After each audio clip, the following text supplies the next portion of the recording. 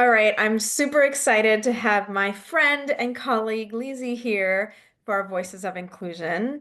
Um, Lizi and we met maybe about 4 years ago, right at the beginning of the pandemic, I think. I was building the team at Roundtable, and we had a meeting, and I loved you, and you have such an interesting background, and I was looking for diversity on the team as well as outstanding coaching and facilitation, and you fit that. So, before we go into the interview, would you just quickly introduce yourself professionally and tell us about what you do? Sure, thank you. I'm very happy to be here as well. So thank you for the invitation. Professionally, I am a master coach and I have a master's in counseling. My passion is working with women, empowering them mostly for the Latino community. I find that is very important. But also, I enjoy working inside corporations and providing coaching, executive coaching, and team activities. I can do keynotes. I do a lot of things, but my passion, this is what I do. Yeah, you're amazing. And when I've been able to see how you coach and facilitate and speak, I'm constantly inspired by you and want to surround myself with people just like you. So I'm grateful that you're in my circle. So, for this interview, as you know, I use this term lowering the waterline a lot because I believe that the real wisdom of individuals and teams lies under the surface. So, I like to go under the surface. This is not going to be a surface level conversation. If you're willing, we'll go deep. Are you ready to do that with me? Yes, sure. Thank you so much. Okay, so as you know, at the Roundtable Institute, we believe that everyone is a leader, whether they like it or not, and that everyone is an example and sets an example by the way they communicate and talk and behave. Others learn from each other, from us. So in this way, everybody is a leader. So I'd like us to start by you sharing what kind of leader are you? Hmm. I will define myself as a curious, empathic, and open hearted leader, which creates a connection of human to human directly. Those are the elements of connection, aren't they? Empathy, open-heartedness, curiosity. I can't think of anything else. And I've always found you to be also a wonderful listener, which I'm guessing all of these elements contribute to that behavior as well. Hmm. Yeah, I think the listening part with me goes hand in hand with the curiosity. So I am really curious, ask questions and listen to try to see what it says with words and what it's not said by the body language, by the fact that a lot of people do not breathe. So I pay attention to these little things that not a lot of people are aware of, and that I think that for me are key to the success of my connection with my clients. Beautiful. Yes, I think that is a distinguishing feature that makes you, an outstanding coach, but also very much like a master certified coach, which, I hope people who are watching this know that there are very few master certified coaches in the world. You are one of those. And the way that you listen and your curiosity are reasons that you are at an elevated level in your coaching. Lizzie, how do you want to be known? I like to be known as a person that contributed to this planet in a way that is meaningful. I want to leave my stamp somewhere.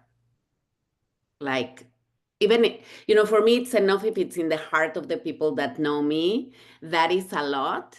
I want to be known as a person that came into the world to make it a better place, a little bit better than it was when I arrived. Mm-hmm, mm-hmm, mm-hmm. Yeah, I could already see that. I can already see that by the way you connect with people. Um, So this is like how you want to be known, and I can see that you have made some deliberate choices about how you navigate your career and your relationships to be known in that way. And yet people are going to get you wrong. So I'm curious, like, what do people get wrong about you when they first meet you? Mhm. Two things. One is that I am extrovert. I am not an extrovert. People think you're an extrovert. Yes. Interesting. Okay. And the second thing that people get wrong about me is that because I have moved so many, many, many times in my life, and I have a multicultural background, that it's easy. Like, oh, she can do this easily. Like, she has this ability to get used to new atmospheres or, environment or people or languages. She has done this so many times. That is something that people get wrong about me. That's so specific. And I can relate having lived like I grew up in Canada, then I moved to the Middle East and lived in Africa and now lived in the United States. People assume I'm adaptable to change, and I think in some cases I very much am, but it always takes me time to land and ground myself in a new environment. And there's a cost to it. Like I don't have these long historical relationships. It's actually hard. I like reset every time I'm in a new place and I have to rebuild each time. And rediscover new people, new qualities. You need to dance a very different dance everywhere you go, just because the expectations and the culture, the climate, everything is different. So it's like a magician. You need to pull out from I don't know where all these qualities that sometimes is super tiring. Hiring. I was just about to ask you what is the experience like for you? How would you describe it? Tiring is the way when I get to where I want to be, I'm tired. And through Mhm. the challenge, again, I will use the curiosity, the empathy. I will try to say, Lizzie, you are the new person in the space, so you need to make a bigger effort than the others.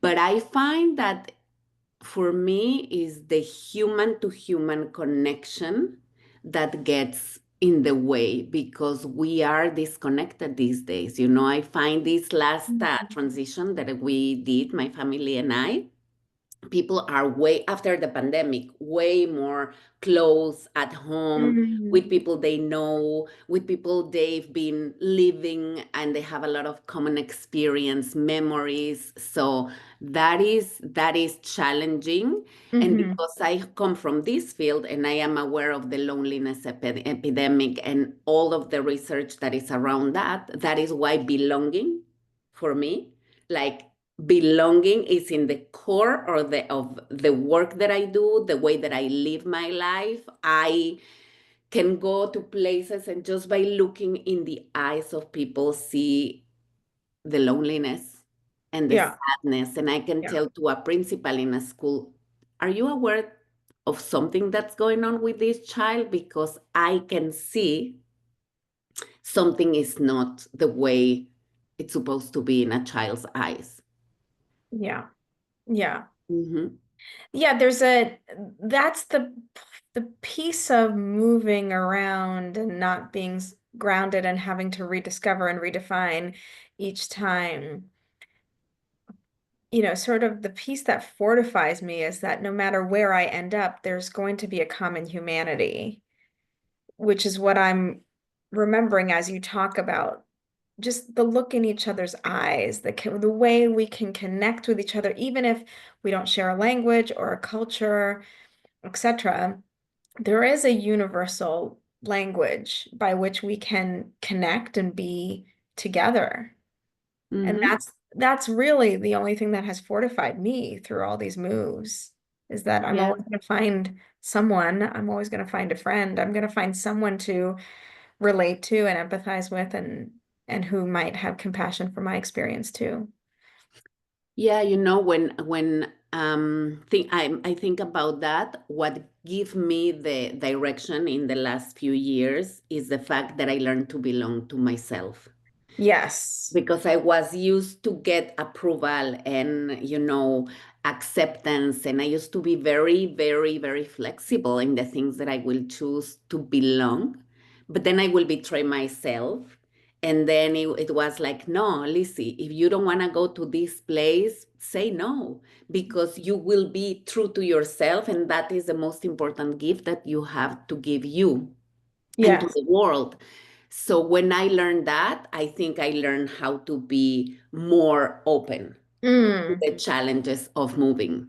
Yeah, isn't that amazing? Because actually, it's quite courageous to keep coming back to ourselves and using us as the place of belonging, like the most powerful place. Hmm. Belonging from that anywhere, anything is possible. And I find it precarious. I do. It's tempting to move away from that claim of belonging from ourselves. Hmm. Um, okay, what commitments have you made in your life that you no longer believe in? When I moved from Mexico to Israel, it was a hard one. And I needed to learn to thrive and succeed. And I was in the mindset that I can do it alone. I don't need anyone, and I will prove them. And I will prove them to my parents, to my friends that told me, don't go, just stay. They didn't want me to go, just stay.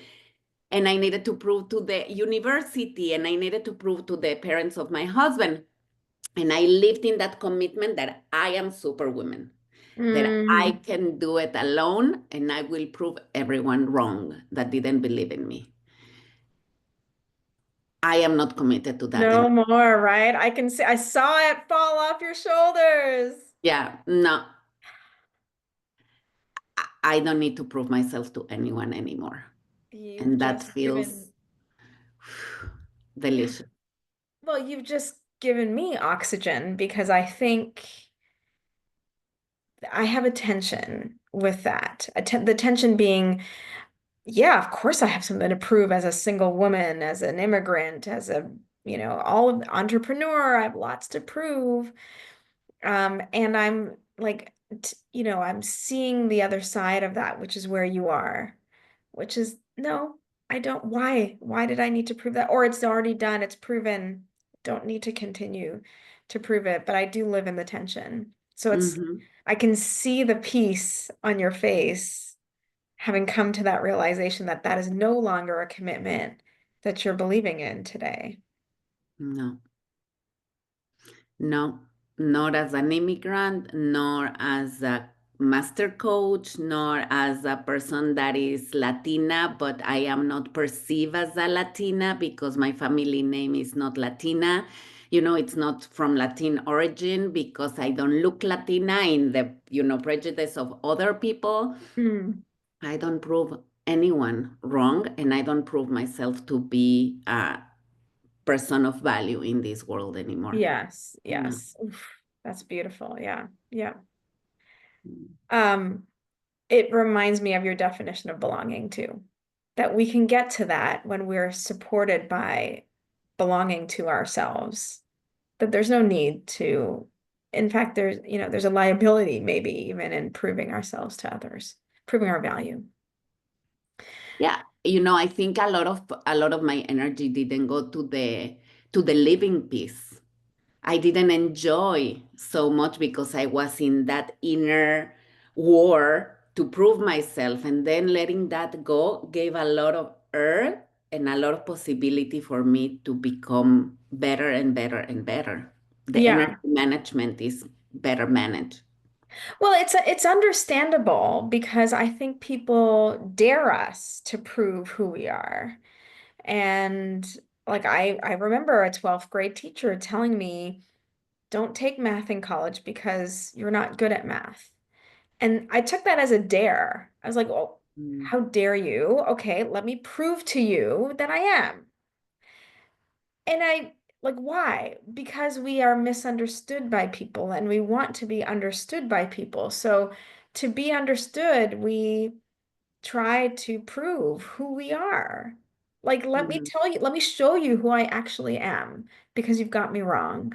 So it's very understandable why we spend years of our lives trying Mm. to show the world who we are by proving our value.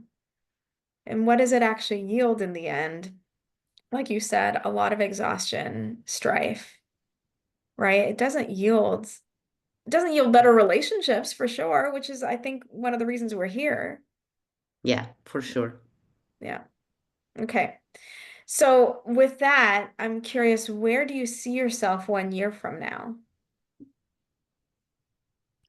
I want to be going internationally with the roundtable, with other projects that I have. I want to, as I said before, I am in that moment in my life that the path doesn't look like, tick, tick, tick, it looks direct, it Yeah. looks with light, it looks possible, it looks open, and I want to be there. I want to be doing work internationally more than what I do already by myself, with people around the world understanding what we know. We have all the ability to make this world a better place if we just focus in what matters for Yes. us. Yes. And you're not the only one on the team who has said that. Hmm. And what I told the other person was, okay, what you've just done is you've planted a seed, and now we water it, and now we watch it grow, and we tend to that seed because I planted that seed and for myself to do global work in 2019. And next thing you know, I was doing work in Singapore and Cairo and Tokyo and India and Paris and it was happening. It was really happening. And you speak three languages. There's no reason this can't happen using, in the roundtable platform because we do have an international team. So you've just Yeah, planted the seed. Let's go. yeah, Let's do yeah, this. yes. Okay. And what do you feel most grateful to have in your life? And I have to just annotate this one question because we have these team check-ins. And I always find you speak naturally from a place of gratitude. It's clear to me what you're grateful for in your life. And I imagine asking you, what are you grateful for is like a humongous question because you live your life with gratitude. Mhm. It's like my whole life is oriented around gratitude. And I'm still going to ask you, what's the thing that comes to mind when you think about what you're grateful to have in your life right now? My mentors. I have no doubt that I have been super blessed. From, I believe it was ninth grade, my history teacher, until today, I have been given angels that come to my life and they say, oops, they just send me some messages and I get them and they've changed my life. I am very Yes. blessed. Yes. Isn't it a miracle that we have people in our lives who look out for us in these ways? And certainly you're a mentor to many people too. Mm, Yes? I try. Yeah. Yeah. Yeah, I try. And it's in the way, it's not giving me the gift, it's challenging me. I love challenges. So my mentors have been people that have put me out of my comfort zone. Oh, you're Yeah. very comfort here? That's great. But you have other things to do. So don't be comfortable and just do it. I can see you can do it. And this is how I got to have my private practice. Yeah. You say, Yeah. I'm not going to stay in a nonprofit organization hiding. I was given that gift, many gifts like that. I love the word angels. It feels somebody I had a call with someone a few months ago and she she's kind of like a mentor to me, not formally, but I've always thought of her as a mentor. And she said to me, no matter what, Priya, you are protected. And it landed on me because I was like, gosh, I've been trying to protect myself my whole life. I've been trying to set up all these structures so that I'm safe and protected. And she sort of gave me permission to recognize that there are people, angels, who are protecting me, who are looking out for me. And like it's true, every time a mentor has offered me advice or work or a new contact, I'm like, where? what did I do to deserve this? Like, it's amazing. They're just looking out for me. They're, they get a lot of reward from that offer as well. It's truly a generous experience, right? To be on the receiving end of that. I can imagine that you are protected because you protect other people, and the people that you protect other people, and the people that they protect. Like it's a ripple effect because this is the person that you are. Mm, So thank I you. think that energy goes like that. We Yeah, protect others because we are protected. So we I've keep had that giving. thought. Like we do that, right? We walk into the room and we bring a certain energy, and to be aware of what that is and to be noticed for what that is the gift because it does have this ripple effect that we don't even know how conscious we are of it. Hmm. Yeah, mentors. I'm so glad you brought that in. I just spoke with a mentee earlier today, and it's so rewarding. I have to remind myself that I'm not the only recipient in the exchange that I have with my mentors. It's also a gift for them to mentor me, right? Which is a beautiful, beautiful interaction. Hmm. Lizzie, what crossroads are you at in your life right now?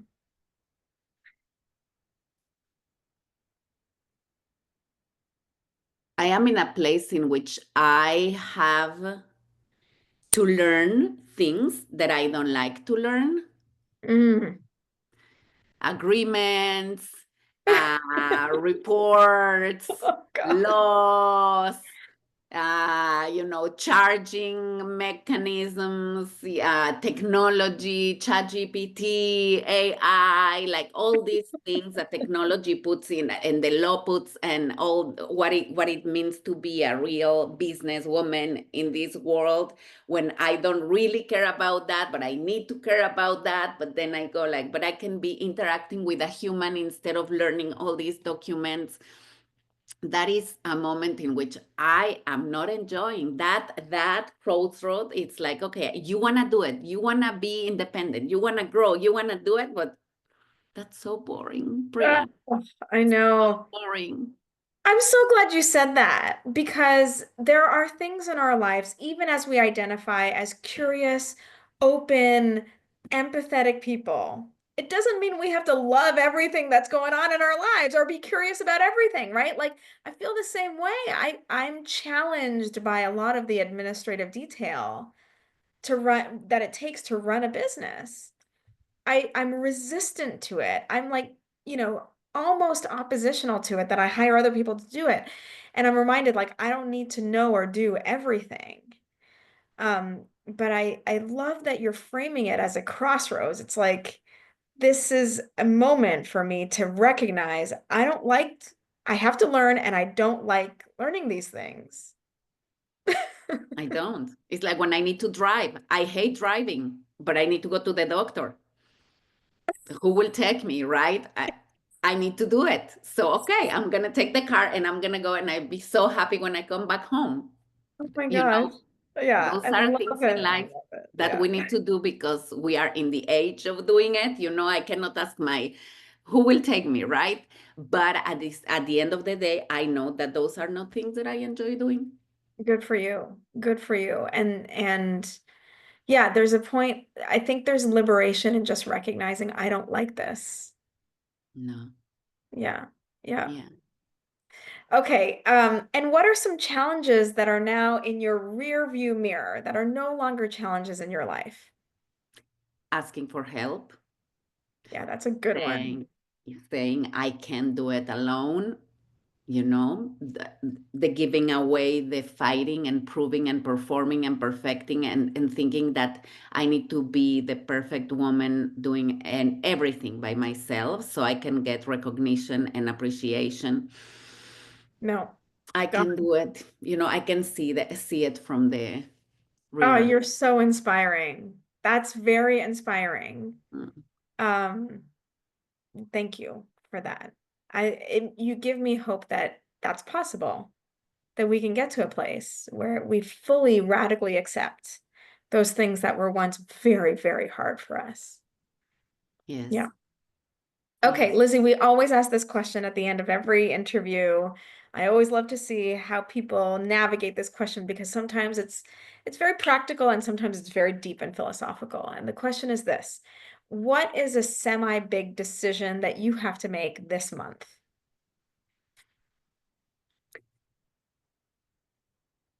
I have a very big decision to make, that it is to say yes to a project that I don't know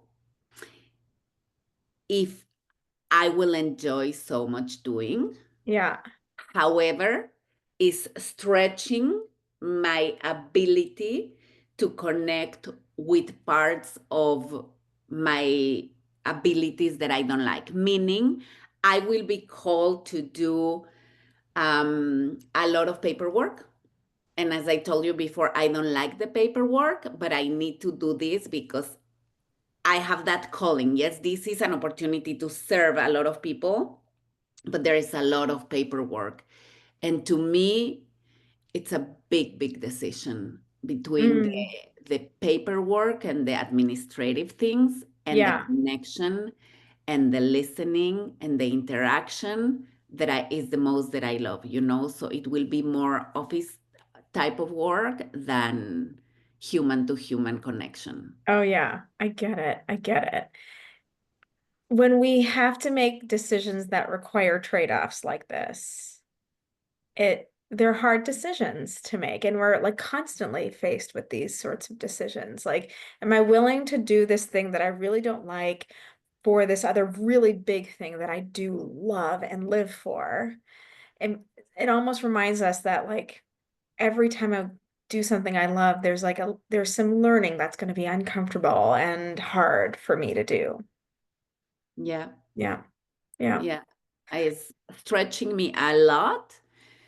And I know that I want to say yes for the purpose of growth. Yeah, that's what it is. I think if we always orient around growth and contribution, the decision becomes easier to make. Okay, am I going to grow from this? And am I going to be able to make a contribution and have the impact that I hope to have? Then it makes the decision much more easy. Thank And you. the hope that this will bring other opportunities because Of course the it will. basis Yeah, is built. of course it will. Yeah, because you're going to crush it. Of course. Thank you. Yeah. I hope. Yeah. Thank you. Lizzie, is there anything else you'd like to share about either anything you've already talked about today or about the work you do, or anything else that has come to mind over the course of this interview? The only thing is to really express my gratitude to you, because through the roundtable, I have learned a lot of things about myself that has helped me become a better facilitator, a better coach, a better human, learning so many things about the way that organizations work. The facilitation between two facilitators was a gift for me, because I've never done that before in that way. So a lot of gratitude for the opportunity to work with you, and the hope for much, much, much more work together. Yeah, me too. I love working with you. I learn a lot from you. I've been challenged by you. I've been aligned with you. Like it's a really great partnership, and I think that we could do so much more. We've only really scratched the surface of the our potential as a partnership. So I'm also extremely grateful. I'm glad that you came into my world the way you did. And like here's to so much more. Yes. Okay. Thank